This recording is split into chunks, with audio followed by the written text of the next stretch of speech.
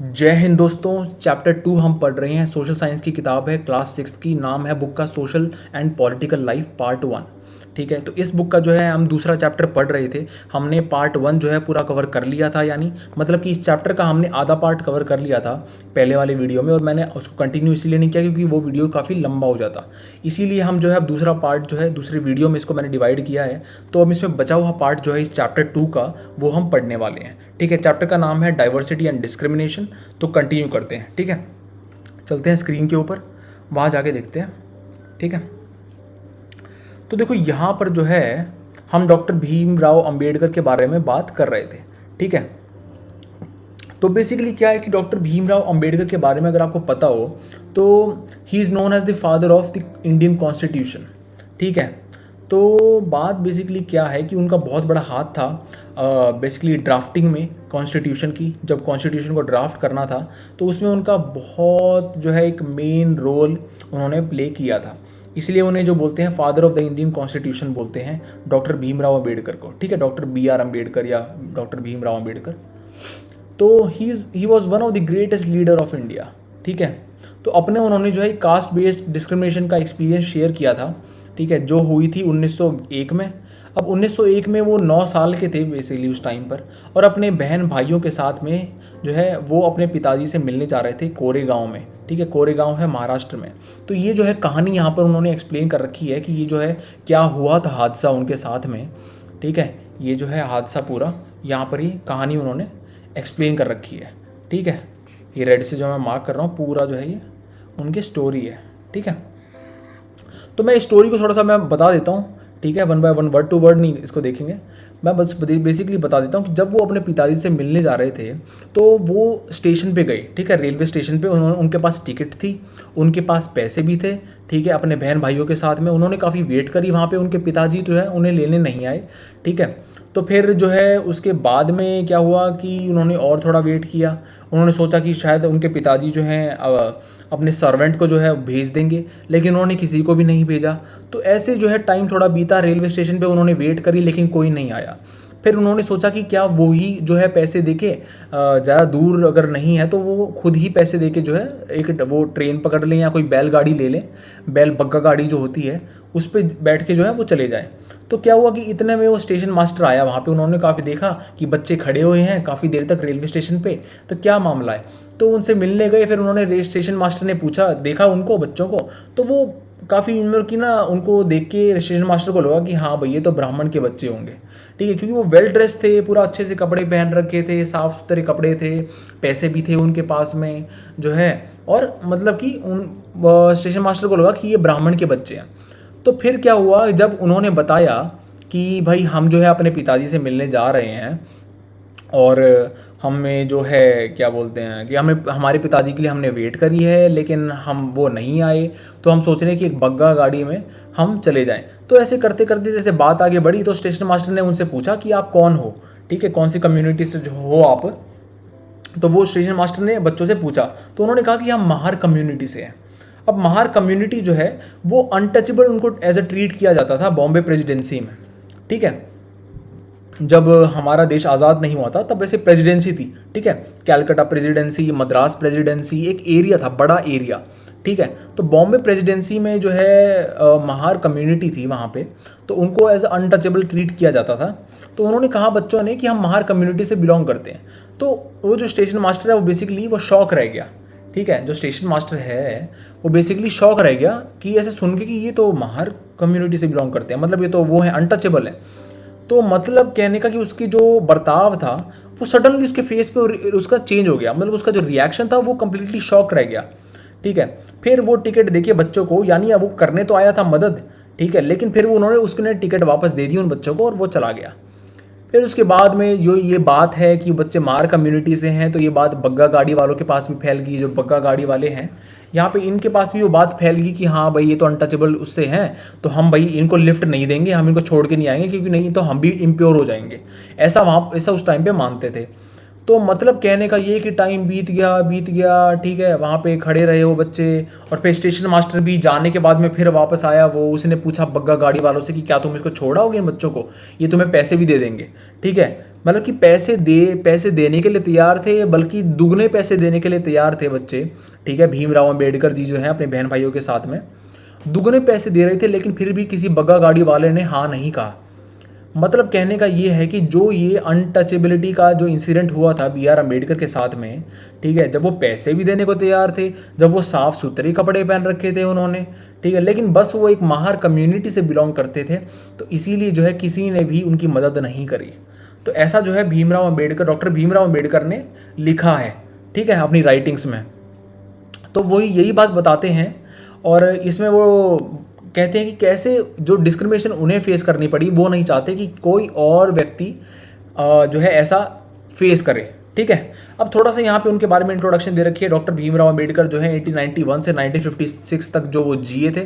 तो मतलब कि क्या हुआ है कि उनको, एक तो बात मैंने बता चुका हूँ आपको कि father of the Indian constitution कहते हैं डॉक्टर बी आर अम्बेडकर को, ठीक है। और उनकी लीडरशिप के लिए उन्हें जाना जाता है कि वो दलित जो थे उनके लीडर थे। वो काफ़ी उन्होंने जो है लड़ाई लड़ी और दलित के राइट्स के लिए, ठीक है। तो अब वो महार कम्युनिटी से बिलोंग करते थे, मैं ऑलरेडी बता चुका हूँ ये, ठीक है। और इस कम्युनिटी को अनटचेबल ट्रीट किया जाता था महाराष्ट्र बॉम्बे प्रेसिडेंसी में। तो वहाँ की ये मतलब वहाँ की कम्युनिटी थी, ये महार कम्युनिटी वहाँ पाई जाती थी, बॉम्बे प्रेसिडेंसी में पाई जाती थी, ठीक है। तो बेसिकली महार कम्युनिटी जो थी वो गरीब लोग थे, ठीक है।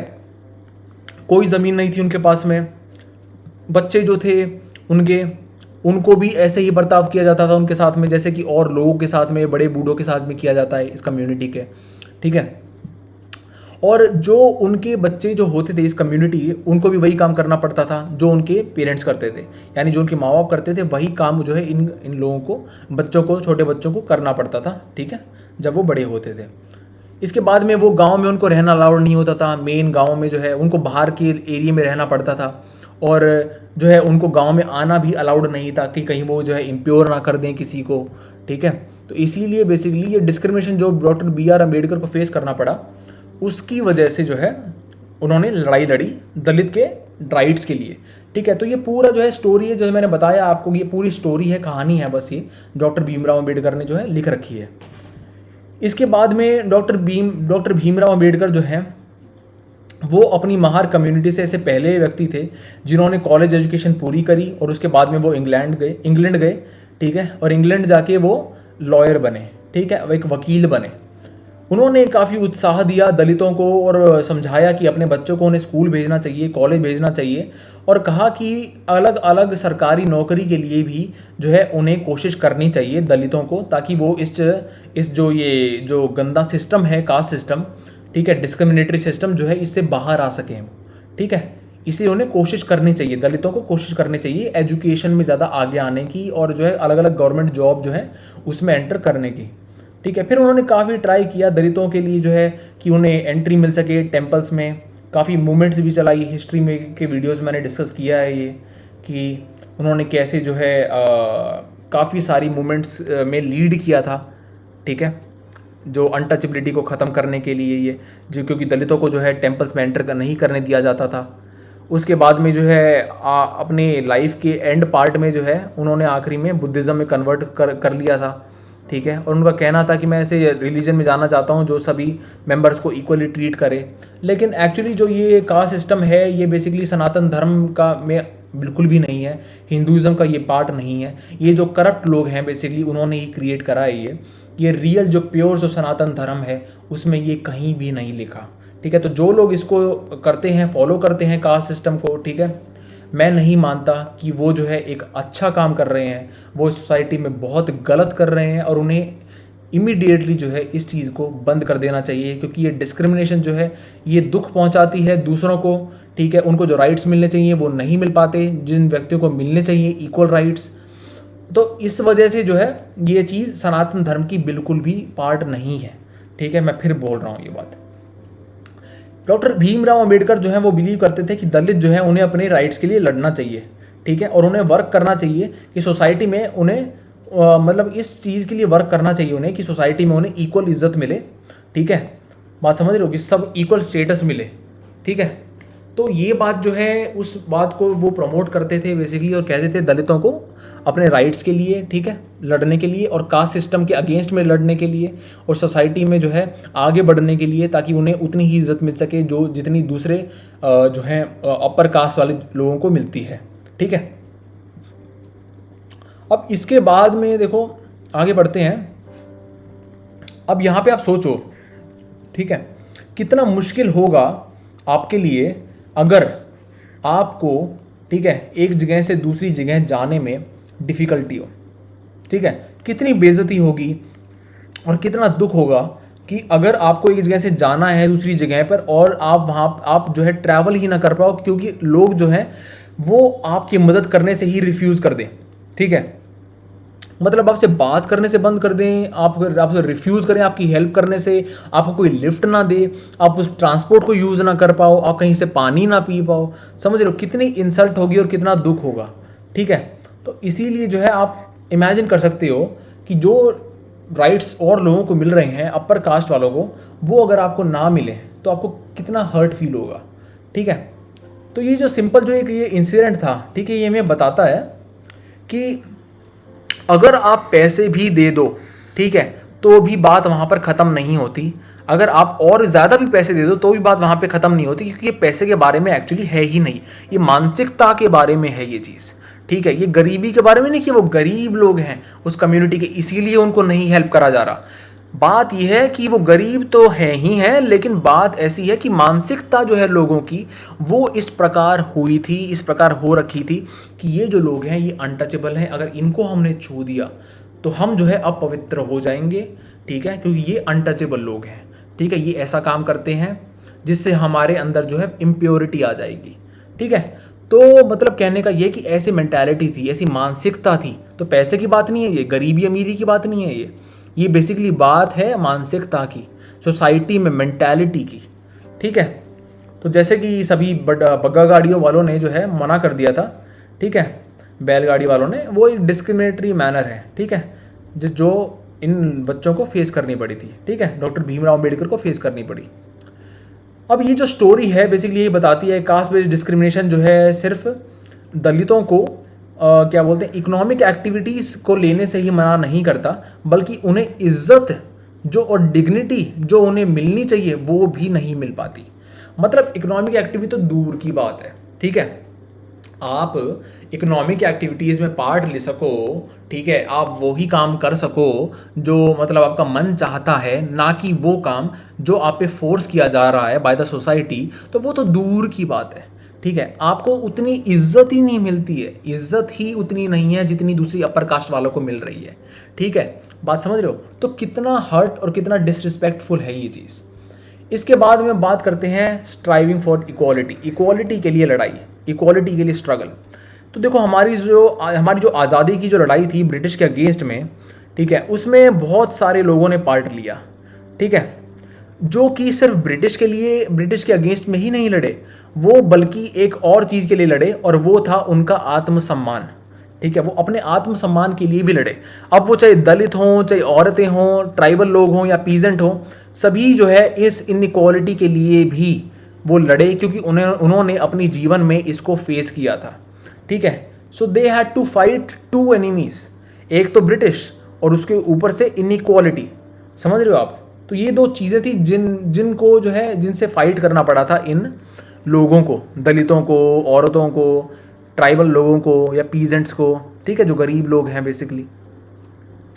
अब जैसे हम पहले बता चुके हैं, जैसे पहले बात हो चुकी है कि कई जो दलित जो ये लोग थे, ठीक है, उन्होंने अपने एक कम्युनिटी भी बनाई, ग्रुप बनाए, और टेम्पल्स में घुसने के लिए भी काफ़ी जो है उन्होंने मोर्चे संभाले, यानी उन्होंने जो है काफ़ी मूवमेंट्स स्टार्ट करी कि भाई हमें मंदिरों में हमें भी जाना अलाउड होना चाहिए, क्योंकि हम भी तो इंसान हैं, हम भी तो भगवान को मानते हैं, ठीक है, भगवान हमारा भी तो है, या फिर भगवान अपर कास्ट का ही है सिर्फ, ऐसा तो नहीं है ना। तो इसीलिए दलितों ने टेम्पल मूवमेंट जो है, ठीक है, काफ़ी सारी, अगर आप हिस्ट्री में पढ़ोगे, मैंने डिस्कस कर चुका हूँ कुछ तो मेरे उसमें मॉडर्न हिस्ट्री वाली वीडियोज़ में, तो उसको जाके देखना, ठीक है। तो एक ये बात है, टेम्पल एंट्री मूवमेंट्स काफ़ी उन्होंने ऑर्गेनाइज करी। उसके बाद में जो औरतें हैं ठीक है, उन्होंने भी उतना ही राइट क्लेम किया जितना जो है आदमियों ने किया था एजुकेशन के लिए, कि उन्हें भी उतनी ही एजुकेशन मिलनी चाहिए, उनका भी उतना ही राइट है जितना एक आदमी का है। ठीक है, एक एजुकेशन के ऊपर, एजुकेशन प्राप्त करने के ऊपर। इसी वजह से वुमेन का भी जो है बहुत इंपॉर्टेंट रोल रहा है हमारी फ्रीडम स्ट्रगल में, वो भी काफ़ी ऊपर आई हैं एजुकेशन में, उन्होंने भी काफ़ी हाथ जो है बटाया है और कंट्रीब्यूशन रहा है, बहुत स्ट्रॉन्ग कंट्रीब्यूशन रहा है विमेन का भी एजुकेशन के अंदर और वैसे भी इन जनरल फ्रीडम फाइट के अंदर। इसके बाद में जो है पीजेंट और ट्राइबल्स की बात करें तो उन पर भी एक जो है दिक्कत थी, उनको जो दिक्कत थी वो थी मनी लेंडर से, क्योंकि मनी लेंडर जो है वो इनका ऐसा दुश्मन था कि वो इनकी पूरी जो जिनकी जो ज़मीन है, इनकी जो पैसे हैं, ठीक है, और इन लोगों के जीवन में सुख शांति है उसको खा जाता था। ठीक है, मनी लेंडर, उसका सिस्टम ही ये था कि वो पैसे अगर देता भी था तो इतने हाई इंटरेस्ट पे देता था कि उसे पता होता था कि अगला जो ये गरीब आदमी है ये पैसे वो लौटा ही नहीं पाएगा, और लौटा नहीं पाएगा तो इसका मैं सामान हड़प लूँगा, इसका जो गिरवी चीज़ रखी है इसने उसको मैं हड़प लूँगा। ठीक है, तो ऐसे सुख शांति भंग कर देता था गरीब लोगों के जीवन में जो ये मनी लैंडर हुआ करते थे। ठीक है, ट्राइबल जो थे, पीजेंट जो थे, गरीब आदमी, ठीक है, जिनको पता नहीं था कुछ, ज़्यादा वो पढ़े लिखे नहीं थे, तो ये मनी लैंडर जो है ये बेसिकली जो है एक्सप्लॉयट करते थे। ठीक है, गरीब लोगों को। फिर जब भारत जो है 1947 में आज़ाद हुआ, ठीक है, तो हमारे लीडर्स को भी ये बात पता थी कि कैसे जो है इनइक्वालिटीज़ प्रिवेल करती हैं हमारी सोसाइटी में, कैसे लोगों को जो है इनइक्वालिटी फेस करनी पड़ती है। तो जिन्होंने कॉन्स्टिट्यूशन लिखा हमारे भारत का, उन्होंने रूल्स लिखे, उन्होंने रूल्स मेंशन करे, जिन रूल्स के द्वारा नेशन को, देश को जो है चलाया जाएगा बेसिकली, और वो अवेयर थे। ठीक है, वो अवेयर थे कि ऐसे जो डिस्क्रिमिनेटरी प्रैक्टिसेस हैं, ठीक है, वो कौन कौन सी प्रैक्टिसेस हैं सोसाइटी में जो चल रही है, ठीक है, और कैसे जो है लोगों को स्ट्रगल करना पड़ रहा है इसके अगेंस्ट में। वो बातें, सारी बातें ही जो है हमारे कॉन्स्टिट्यूशन लिखने वालों को पता थी। ठीक है, तो डॉक्टर भीमराव अम्बेडकर जो थे उनमें से एक व्यक्ति थे ऐसे जिन्होंने दलित के राइट्स के लिए भी फाइट किया, और उन कॉन्स्टिट्यूशन लिखने में भी उनका बहुत बड़ा हाथ है। That is why he is known as the father of the Indian constitution. तो इसीलिए इन लीडर्स ने, ठीक है, इन लीडर्स ने इसीलिए एक विजन रखा, एक गोल रखा कॉन्स्टिट्यूशन में, ताकि सभी भारत के लोग इक्वल दर्जा उनको दिया जाए, इक्वल स्टेटस उनको दिया जाए। ये जो इक्वालिटी की जो चीज़ है, ठीक है, यही हमें यूनाइट करती है एज अ भारतीय। ठीक है, हमारा जो एक यूनाइटेडनेस का, हमारी जो यूनिटी का जो एक इम्पॉर्टेंट फीचर है वो है इक्वालिटी। ठीक है, क्योंकि हमारा कॉन्स्टिट्यूशन बताता है, ठीक है, कि no person can be discriminated on the basis of caste, gender, religion, background, etcetera etcetera. ठीक है, तो कॉन्स्टिट्यूशन में ही ये मेंशन किया गया है। इसीलिए हमारी जो इक्वालिटी है that is a very strong and important feature हमारे कॉन्स्टिट्यूशन का भी, और जो हमें यूनाइट भी करता है एज अ भारतीय। ठीक है, तो everyone has equal rights and opportunities as mentioned in the constitution. Constitution में लिखा है ये, सभी को इक्वल राइट्स और अपॉर्चुनिटीज़ दी जाएंगी। अनटचेबिलिटी जो है वो ख़त्म कर दी है और उसे एज अ क्राइम डिक्लेयर कर दिया है, और जो भी करेगा इस क्राइम को वो जेल में जाने के लायबल होगा और पनिश उसको किया जाएगा। ठीक है, so it is abolished by the law, legally abolished. ठीक है, अनटचेबिलिटी जो है उसे लीगली एबॉलिश कर दिया गया है। इसके बाद में जो लोग हैं वो फ्री हैं कि वो किसी भी काम को जो है चूज़ कर सकते हैं एज देयर प्रोफेशन। अब कोई ज़रूरत नहीं है कि जो आपका बाप करेगा वही जो है उसका बेटा करेगा। ठीक है, तो मतलब कि जो फैमिली का ट्रेडिशन जो है उसको कंटिन्यू करने का जो है फोर्स किया जाता था सोसाइटी के द्वारा कि आपके पिता जो हैं वो ये काम करते हैं तो आपको भी ये काम करना है। कोई ज़रूरी नहीं है, कोई भी व्यक्ति किसी भी प्रकार का प्रोफेशन जो है जो एक पब्लिक इंटरेस्ट के अगेंस्ट में ना हो उसको जो है एक्सेप्ट कर सकता है, उसको जो है मतलब कि फॉलो कर सकता है। ठीक है, किसी भी प्रोफेशन को जो पब्लिक इंटरेस्ट में और जो नेशनल इंटरेस्ट के अगेंस्ट ना हो। ठीक है, बात समझ रहे हो। अब इसका मतलब ये नहीं है कि कोई व्यक्ति जो है वो बॉम्ब की फैक्ट्री खड़ी कर ले, ठीक है, और कहे कि भाई हमें तो फ्रीडम है कोई भी वर्क चूज़ करने का। जो चीज़ पब्लिक हार्मनी को, पब्लिक इंटरेस्ट के अगेंस्ट हो, ठीक है, जो चीज़ नेशनल इंटरेस्ट के अगेंस्ट हो और हमारी इंटीग्रिटी और सिक्योरिटी को, इंडिया की अगर हार्म करे, वो ऐसा प्रोफेशन जो है वो अलाउड नहीं है। ठीक है, लेकिन और जो प्रोफेशंस हैं, ठीक है, जो पीसफुल प्रोफेशंस हैं, जो इंटीग्रिटी और सिक्योरिटी को इंडिया की हार्म नहीं करते, उनको फॉलो करना इज़ अलाउड। ठीक है, आप कुछ भी जो है कर सकते हो, कोई भी प्रोफेशन आप चूज़ कर सकते हो ऐसा। इसके बाद में गवर्नमेंट जॉब जो है वो सभी के लिए खुली हैं, कोई डिस्क्रिमिनेशन नहीं है कहीं का भी व्यक्ति, ठीक है। कोई भी गवर्नमेंट जॉब्स जो हैं, ठीक है, ऑल ओवर द इंडिया आप किसी भी गवर्नमेंट जॉब के लिए अप्लाई कर सकते हो। You are not discriminated on the basis of any reason और रिलीजन, ठीक है। ऑल्दो रिजर्वेशन है SC ST और जो है इकोनॉमिक वीकर सेक्शंस के लिए, लेकिन वो जो है उसी चीज़ को ध्यान में रखते हुए कि ये जो सेक्शन है ये पिछड़ा सेक्शन है, इन्हें राइट्स नहीं मिल पाए थे, ठीक है, आज़ादी से पहले, तो इन्हें हमें ऊपर लेके आना है, इसीलिए हम जो है इन्हें एक सपोर्ट देते हैं, इसीलिए उनके लिए रिजर्वेशन है सीट्स की। लेकिन अगर जो जनरल की सीट्स हैं, जनरल कैटेगरी की सीट्स हैं, वो आप ऑल ओवर द इंडिया किसी भी गवर्नमेंट जॉब के लिए अप्लाई कर सकते हो, चाहे आप कहीं पर भी रहते हो, ठीक है। चाहे आप केरला में रहते हो, अगर लद्दाख में गवर्नमेंट जॉब निकली हैं और वो जो है जनरल कैटेगरी में जनरल कैटेगरी की जो सीट्स हैं, अगर आप जनरल कैटेगरी से बिलोंग करते हो तो आप उसके लिए अप्लाई कर सकते हो, ठीक है। इसके बाद में कॉन्स्टिट्यूशन, ठीक है, एक रिस्पॉन्सिबिलिटी प्लेस करता है सरकार के ऊपर कि वो ऐसे स्टेप ले जिससे कि इक्वालिटी रियलाइज हो, इक्वालिटी आए सोसाइटी के अंदर, जो गरीब लोग हैं उनको अपना हक मिले, ठीक है। जो मार्जिनल कम्युनिटी हैं, जैसे मैंने अभी बताया SC ST और इकोनॉमिकली वीकर सेक्शन, उनके लिए जो रिजर्वेशन लाए गए हैं वो गवर्नमेंट का ही एक स्टेप है और वो कॉन्स्टिट्यूशन ने ही कहा है, ठीक है, कॉन्स्टिट्यूशन ने ही बताया है ये, ठीक है। DPSP में directive principles of state policy में ये बात लिखी गई है कि गवर्नमेंट को ऐसे स्टेप लेने चाहिए जिससे कि इक्वालिटी आए सोसाइटी के अंदर और गरीब और जो मार्जिनल कम्युनिटी है उनकी इनइक्वालिटी कम हो, ख़त्म हो, ठीक है। इसके बाद में जो हमारे कॉन्स्टिट्यूशन लिखने वाले थे उन्होंने रिस्पेक्ट, बहुत इज्जत दी है डाइवर्सिटी को, ठीक है, समझ रहे हो, क्योंकि डाइवर्सिटी जो है वो एक इम्पॉर्टेंट एलिमेंट है इक्वालिटी में, समझ रहे हो आप। इक्वालिटी के लिए जो है डाइवर्सिटी का होना काफ़ी ज़रूरी है, बहुत ज़रूरी है। अगर आप डाइवर्सिटी को बढ़ावा नहीं देते तो मतलब कि आप इनइक्वालिटी क्रिएट कर रहे हो, सिंपल सी बात है। अब इसका कहने का मतलब ये है कि अगर आप किसी भी व्यक्ति को उसका रिलीजन फॉलो करने के लिए अलाउ नहीं कर रहे, उसको फ्रीडम नहीं है कि वो अपना रिलीजन को, ठीक है, फॉलो कर सके, तो मतलब कि आप डाइवर्सिटी को रोक रहे हो, ठीक है। आपको डाइवर्सिटी पसंद नहीं है, आपको ये पसंद नहीं है कि लोग जो है अलग अलग धर्मों के एक ही देश में जो है फॉलो कर सकें, ठीक है, अपने अपने धर्मों को पीसफुली। तो ये चीज़ जो है बेसिकली, अगर आपको ये चीज़ पसंद नहीं है तो मतलब आप डाइवर्सिटी को रोक रहे हो, और अगर डाइवर्सिटी को अगर आप रोक रहे हो तो मतलब कि आप इनइक्वालिटी क्रिएट कर रहे हो, ठीक है, कहने का मतलब ये मेरा।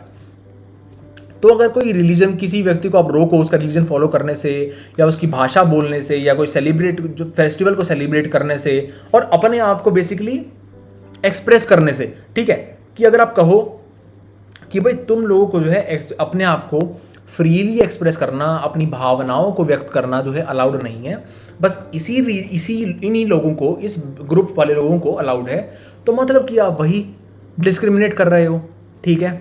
आप मतलब कि डाइवर्सिटी आपको पसंद नहीं है, आपको डाइवर्सिटी ऑफ ओपिनियन पसंद नहीं है कि अलग अलग लोग जो है आपको अलग अलग ओपिनियन दें, डाइवर्स ओपिनियन हो, वैरायटी हो ओपिनियन की, आपको ये पसंद नहीं है, तो मतलब कि आप इनइक्वालिटी क्रिएट कर रहे हो, ठीक है, उन लोगों के लिए जिनको आप ये राइट देने से मना कर रहे हो, ठीक है।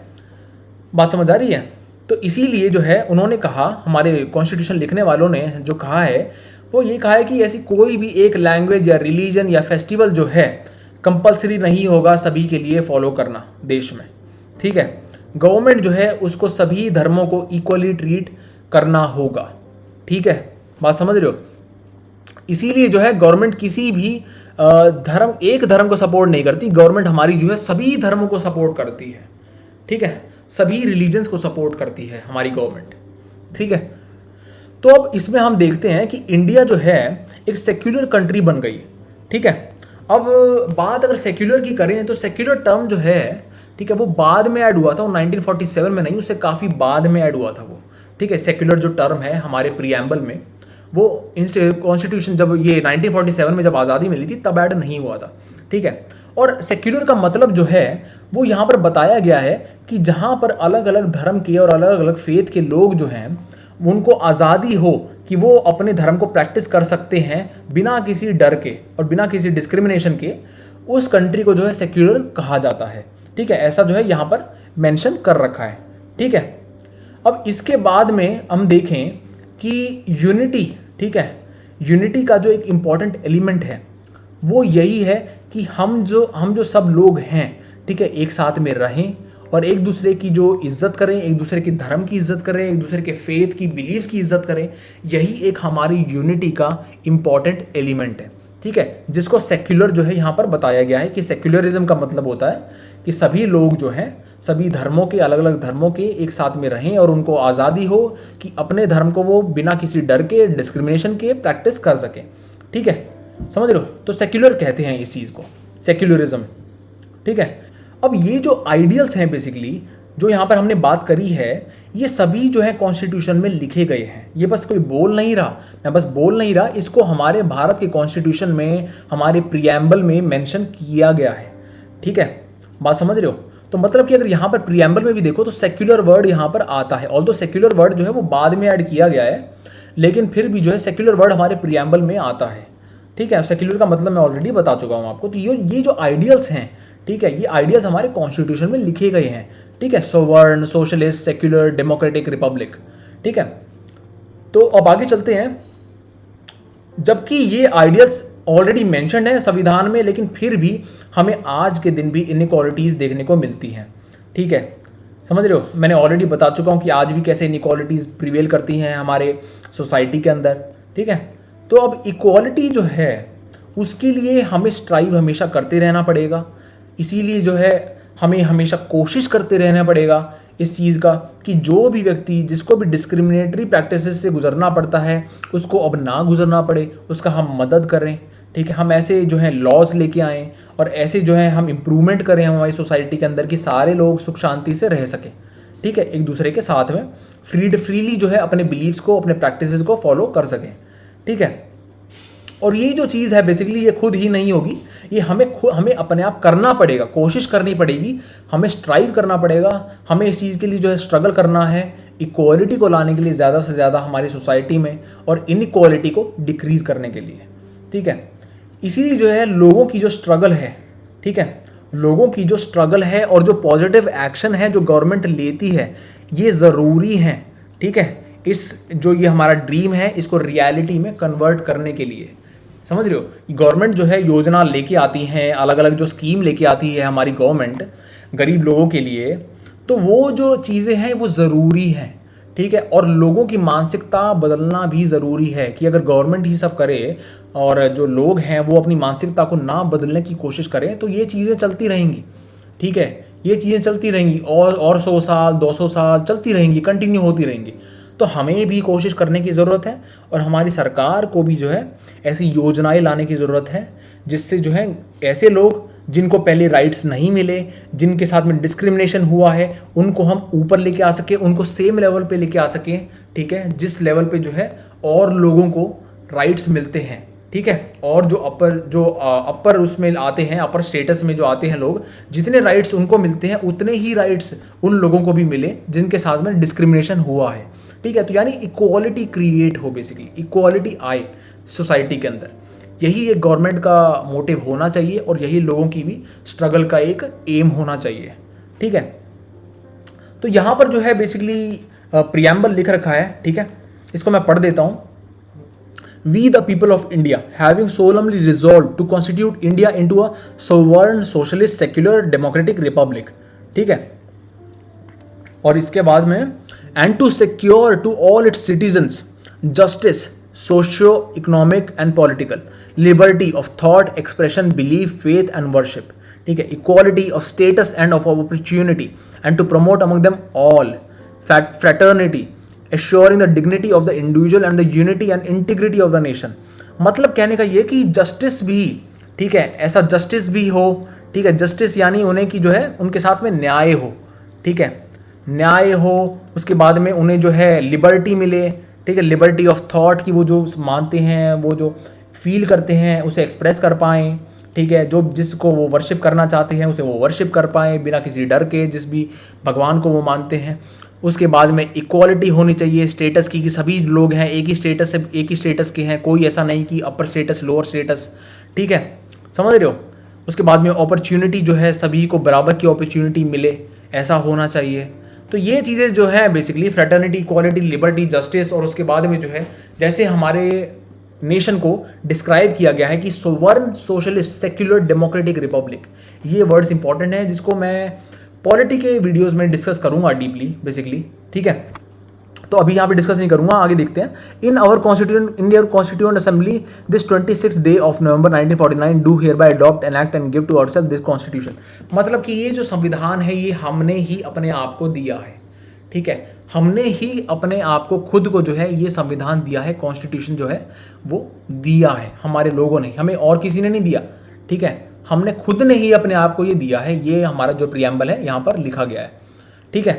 That all Indians are entitled to equality of status and opportunity. सभी को उतना ही स्टेटस जो है मिलने का राइट है और उतना ही इक्वल एक अपॉर्चुनिटी मिलने का भी एक राइट है, ठीक है।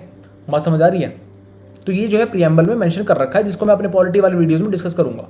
तो यहाँ पर जो है हमने पूरा चैप्टर ये देख लिया है, बेसिकली सारा डिस्कस हो गया है, ठीक है। अगर अब भी कोई डाउट हो तो मुझे कमेंट सेक्शन में लिख के बता देना, ठीक है। If you did not understand anything, ठीक है, regarding any topic, let me know in the comment section below. मुझे कमेंट सेक्शन में लिख के बता देना, 24 घंटे के अंदर अंदर मैं आपके कमेंट का रिप्लाई दे दूंगा, ठीक है। तो मिलेंगे फिर अगले वीडियो में, जो कि होगा नेक्स्ट चैप्टर यानी चैप्टर 3, ठीक है। चैप्टर 3 जो है गवर्नमेंट के बारे में, उसको पढ़ेंगे हम। तो फिर मिलते हैं अगले वीडियो में, तब तक के लिए study well, take care, bye bye, जय हिंद।